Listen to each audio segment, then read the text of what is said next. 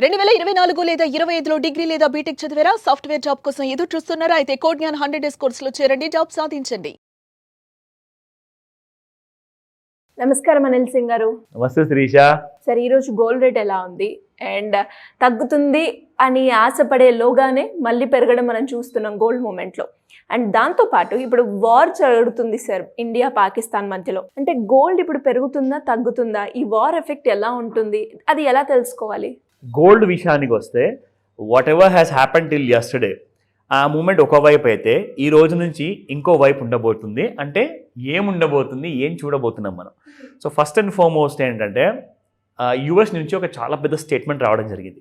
ఆ statement impact మీకు gold మీద కనబడే అవకాశాలు చాలా ఎక్కువగా ఉన్నాయి. ఏంటి సార్ ఆ స్టేట్మెంట్? సో వాళ్ళ సెక్రటరీ ఆఫ్ స్టేట్ ఉన్నారు. సో ది గవర్నమెంట్ ఆఫ్ అమెరికాలో ఆయన ఇమ్మీడియట్గా అర్జెంట్గా కాల్ చేశారు. ఎవరికి?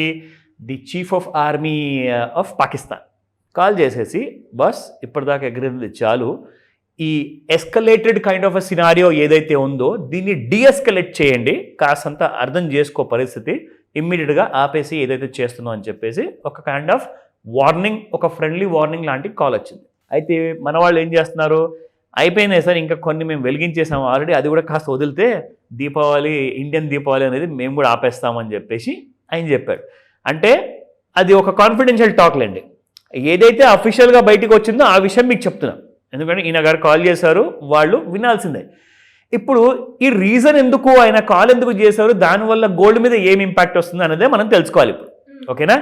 So fact of the matter ఏంటంటే, ప్రపంచం మొత్తంలో టాక్ ఏం నడుస్తుందంటే, ఇప్పుడు అమెరికా చైనా మీద టారిఫ్ విధించడం వల్ల ఆ బిజినెస్లు అన్నీ కూడా ఐఫోన్ మ్యానుఫ్యాక్చర్ కానివ్వండి, శాంసంగ్ కానివ్వండి, అందరూ భారతదేశానికి వస్తున్నారని చెప్పేసి ఒక కైండ్ ఆఫ్ ప్రెడిక్టబుల్ ఉందే. ఇన్ఫాక్ట్ అనౌన్స్మెంట్స్ కూడా వచ్చేసాయి. సో ఒకవేళ మ్యానుఫ్యాక్చరింగ్ హబ్ లాంటివి ఉన్న చైనాలో నుంచి అందరూ అటువైపు నుంచి ఇటువైపుకి వచ్చారనుకోండి ఇండియాకి, అప్పుడు చైనా అది ప్రాముఖ్యత ఆర్ ఇంపార్టెన్స్ అనేది ఉండదు. సో అందరూ ఏమంటున్నారంటే, చైనా పాకిస్తాన్కి ఇమీడియట్గా ఆ ఇన్ఫర్మేషన్ ఇచ్చారు that you have to create instability in India. ఈ పహల్గాం అటాక్ చేయించారా, లేదంటే కాశ్మీర్లో ఎక్కడైనా అటాక్ చేయించారా, అవన్నిటికీ కూడా చైనా వెనకాల ఉండేసేసి పాకిస్తాన్ని ప్రొవోక్ చేసి ఆ పని చేయించింది వాళ్ళతో. సో దాట్ దీనివల్ల ఏమవుతుందంటే, ఇండియా ఇమీడియట్గా మీ మీద మళ్ళీ దాడులు చేస్తుంది. మీరు కూడా ఈసారి ఊరుకునే ప్రసక్తే లేదు, మీరు కూడా క్రియేట్ చేయండి అలాంటి భయాన్ని, అందరూ భయభ్రాంతులు అయ్యేసి భారతదేశంలో బతకడం మొదలు పెట్టాలి. అండ్ బయట నుంచి పెట్టుబడులు ఏవైతే రాబోతున్నాయో ఇండియాలోకి, అది రాకుండా చేయాలి మీరు. So this is the reason. నా దీంతో అమెరికాకి ఏంటి లాభం అంటారా? చైనా ఎలాగో అమెరికాకి లొంగట్లేదు. సో అమెరికా ఏదైతే ఫ్రెండ్లీ దేశాలు ఉన్నాయో అందులో భారతదేశం ఒకటి. ఒకవేళ అక్కడ నుంచి మ్యానుఫ్యాక్చరింగ్ ఇక్కడికి వస్తే India will have a bilateral trade agreement to US అనమాట. సో దానివల్ల ఏమవుతుందంటే, అమెరికాకి చాలా తక్కువ రేట్లో అమెరికాలో అవన్నీ కూడా అవైలబుల్ ఉంటాయి, ప్రోడక్ట్స్ మ్యానుఫ్యాక్చర్ చేస్తుంది ఇండియా. సో ఇప్పుడు ఇండియా ఒకవేళ ఒక నీట్ హబ్ కావాలి, క్లియర్ హబ్ కావాలి అంటే చైనాని, ఈ గొడవల్ని, ఈ పాకిస్తాన్ వార్ని ఆపాలి. అప్పుడే ఇండియాలో పెట్టుబడులు వస్తాయి, ఇండియాలో మ్యానుఫ్యాక్చరింగ్ ఉంటుంది, దాని తర్వాత మ్యాక్సిమం కంపెనీస్ కూడా యుఎస్ కూడా తిరిగి వెళ్ళిపోతాయి. సో ఇక్కడ ఇద్దరు విన్నర్స్ అవుతారు, ఇక్కడ యుఎస్ఏ అండ్ రెండోది ఇండియా. ప్రపంచంలో మన ఇద్దరం కూడా ఒక సాలిడ్ కైండ్ ఆఫ్ ఎకానమీగా తయారవుతామన్న విషయం చైనాకి తెలుసు కాబట్టి వీళ్ళందరూ కావాల్సిన చేస్తున్న కుట్ర ఇది. సో ఈ కుట్ర జరగకూడదని చెప్పేసి అమెరికా ఏమంటుందంటే, నువ్వు వార్ ఆపేస్తే అక్కడ ఇండియాలో మ్యానుఫ్యాక్చరింగ్ అనేది స్టార్ట్ అవుతుంది, మాకు ఇమీడియట్గా మా ఎకానమీకి హెల్ప్ అవుతుంది, నువ్వు చైనా మాట వినకూడదు అని చెప్పేసి అమెరికా వైపు నుంచి అదొక ప్రెషర్ అనమాట. సో దట్ ఇండియాకి ఫేవరబుల్గా ఉంటుంది అది.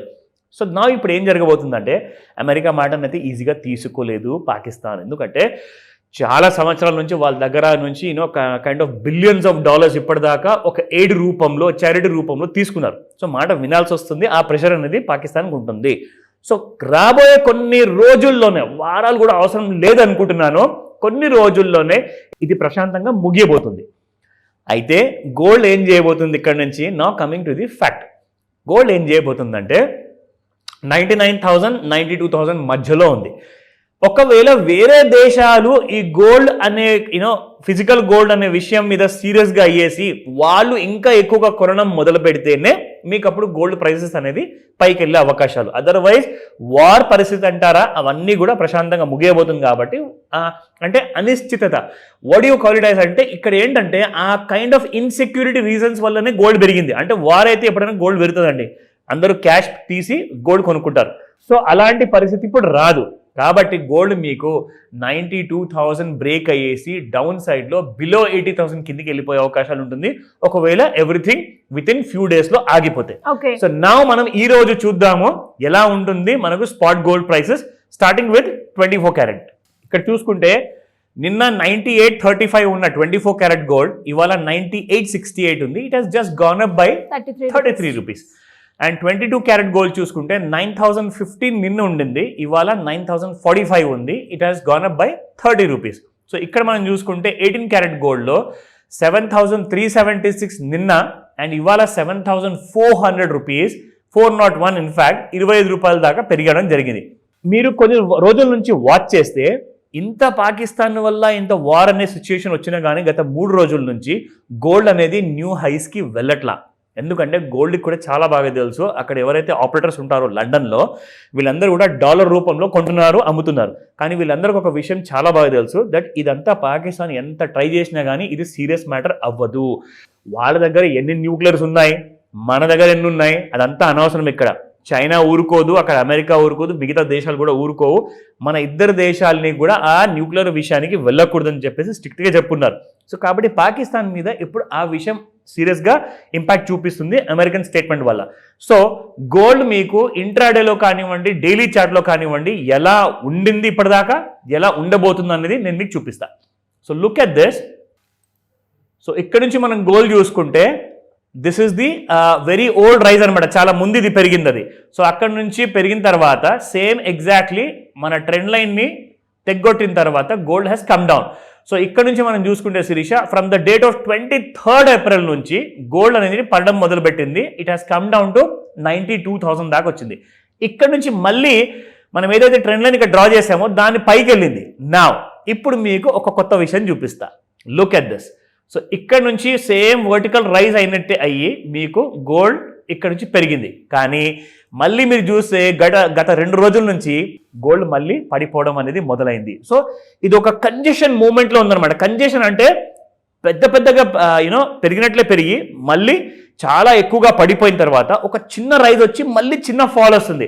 అంటే this is called as complete ఒకలాంటి triangular formation. So triangular formation వచ్చినప్పుడు ఏమవుతుందంటే there will be a big blast అనమాట ఐదర్ సైడ్.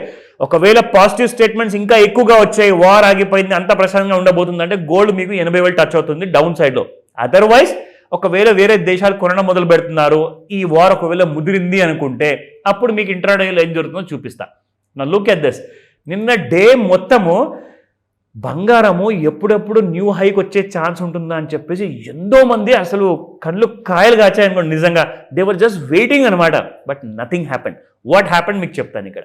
ఇక్కడ మీరు చూస్తే ఇంట్రాడేలో గోల్డ్ యాక్చువల్గా నిన్న ఒక న్యూ హై క్రియేట్ చేసింది. 97,517 వరకు వెళ్ళింది. అక్కడ నుంచి 99,000 అంటే చాలా దగ్గర కదా. సో ఫాస్ట్గా ఒక న్యూ హై వచ్చేస్తుందని చెప్పేసి అందరు ఆశతో ఉన్నారు.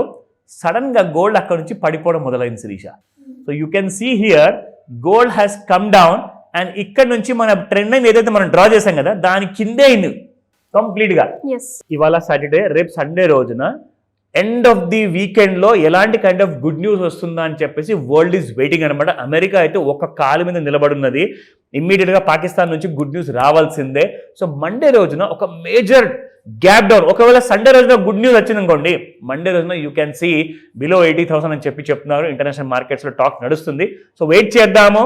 మండే మార్నింగ్ 9 o'clock మీకు ఒక లేటెస్ట్ అప్డేట్ కూడా ఇస్తాను, చూస్తూ ఉండండి. Thank you sir. Thank you so much. Welcome Shirisha. Suman టీవీలో మీ పర్సనల్ అండ్ బిజినెస్ ప్రమోషన్స్ కోసం కింది నెంబర్కి కాంటాక్ట్ చేయండి.